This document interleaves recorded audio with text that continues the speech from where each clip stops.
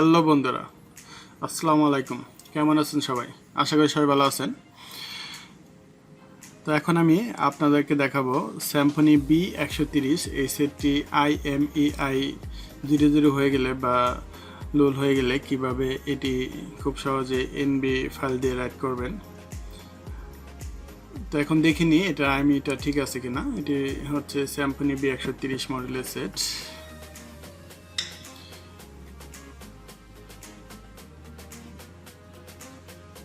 প্রথমত আমাকে এই সেটটির যে IMEI আছে সেটি ঠিক আছে কিনা চেক করতে হবে এবং ডায়াল আপে গিয়ে আমি এখান থেকে ডায়াল করব *#06#।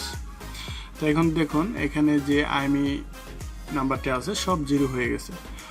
এরকম 0 হয়ে গেলে আমাদের এখানে নেটওয়ার্ক আসবে না এবং এটা দেখে নিই বেসব্যান্ড ঠিক আছে কিনা। আমি সেটিংয়ে ক্লিক করলাম, অ্যাবাউটে ক্লিক করব।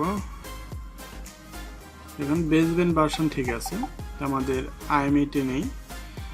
তো এখন এই সেটটি IMEI কীভাবে দেব চলুন দেখে নিই। খুব সহজে এই সেটটি IMEI দিতে পারবেন, IMEI রিপেয়ার করতে পারবেন।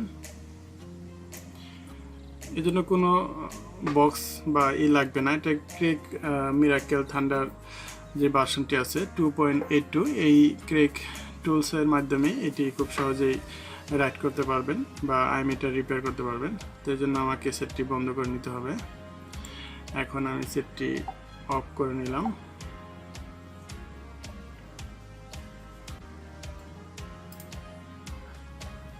সেটটি অফ করার পর এখন আমি সরাসরি আমার কম্পিউটারে চলে যাব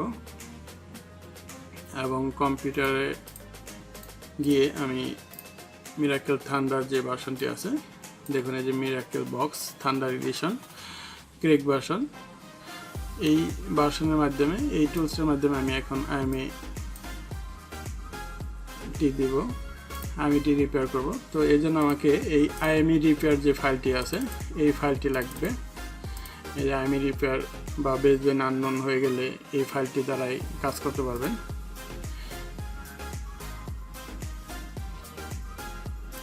তো আমি এখন IMEI রিপেয়ার করব। এর জন্য এটি হচ্ছে স্পিড টার্ম CPU, এই জন্য আমাকে এখান থেকে স্পিড টার্ম সিলেক্ট করতে হবে, মানে SPD সিলেক্ট করার পর আমি এখানে রাইট NB NAND, তো এইখানে আমি ক্লিক করব, টিক চিহ্ন দেব। তো আমি এখানে রাইট করব, এই জন্য এটি টিক চিহ্ন দেবো। আর এখান থেকে CPU চিনিয়ে দিতে হবে SPD 7731C। তো এই সেটটির CPU হচ্ছে 7731C eMMC। তো আমি এখানে ক্লিক করলাম এবং এখানে ওপেনে ক্লিক করে আমি এটি ডেস্কটপে রেখেছি, ডেস্কটপের থেকে দেখিয়ে দেব।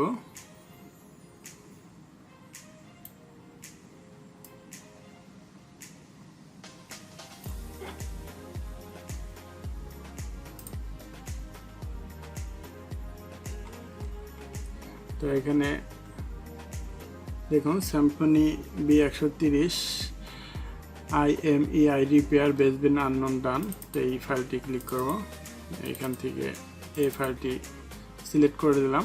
সিলেক্ট করে দিয়ে স্টার্ট বাটনে ক্লিক করব।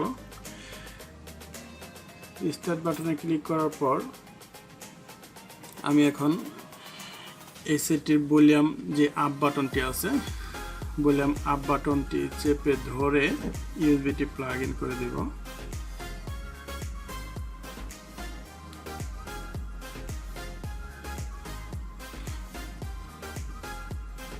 দেখুন কয়েক সেকেন্ডের ভিতরে এটি রাইট কমপ্লিট হয়ে গেছে, 100% ডান। তো এখানে দেখুন রাইট কমপ্লিট, তো রাইট কমপ্লিট হয়ে গেছে। তো চলুন এখন দেখে নিই এই সেটটি IMEI-টি ঠিক আছে কিনা, রিপেয়ার হলো কিনা। তো আমি এখন এই সেটটি অন করব।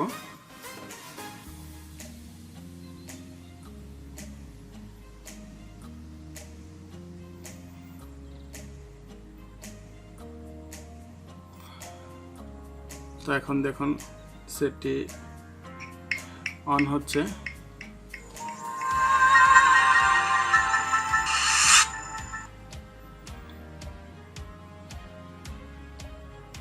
মোবাইল সেটটি অন হচ্ছে।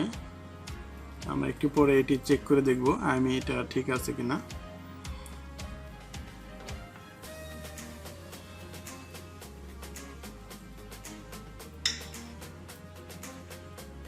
তো আমি এখন ডায়াল আপে ক্লিক করব। এখান থেকে *#06#। দেখুন এখানে দুটি IMEI নাম্বার চলে এসেছে। তো এই নাম্বার দুটি অরিজিনালি এই সেটের যেই পিছনে ব্যাকপ্যাডের যেই পিছনে IMEI আছে সেই IMEIটাই কিন্তু এখানে চলে এসেছে অটোমেটিকলি। তো এখন এটি দেখে নিই পিছনে IMEIটা ঠিক আছে কিনা। এদিকে দেখুন 3552 আর শেষে আছে 344 আর হচ্ছে 351। আমি এখন এই অবস্থাতে সেটটি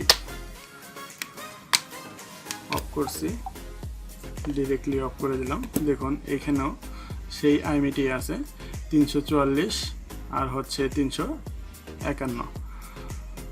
তো এই IMEIটি আমরা কিন্তু দেখেছিলাম। তো এই IMEIটি কিন্তু অটোমেটিকলি চলে এসেছে এবং নেটওয়ার্ক বেসব্যান্ড সবই ঠিক হয়ে যাবে অটোমেটিকলি। তো ধন্যবাদ, আজ এই পর্যন্তই। তো আমার ভিডিওটি দেখে যদি কারো উপকার আসে বা ভালো লাগে অবশ্যই লাইক কমেন্ট শেয়ার করবেন। ধন্যবাদ সবাইকে।